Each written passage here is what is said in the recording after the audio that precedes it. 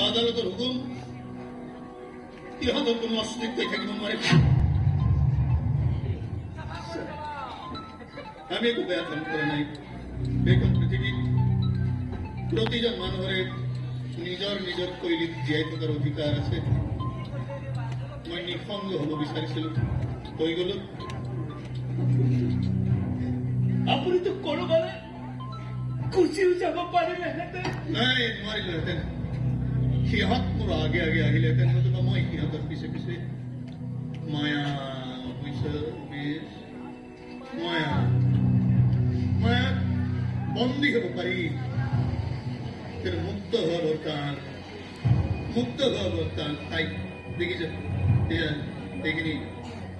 এইখিনি সৰুজনীৰ তেজ আৰু এইখিনি ডাঙৰজনীৰ তেজ, এইখিনি সৰুজনীৰ তেজ আৰু এইখিনি ডাঙৰজনীৰ তেজ। ইয়াৰ এটোপাল তেজো মোৰ ব্লাড গ্ৰুপৰ সৈতে নিমিলে। পেলাই দিবি একদম, কিমান লেতেৰা।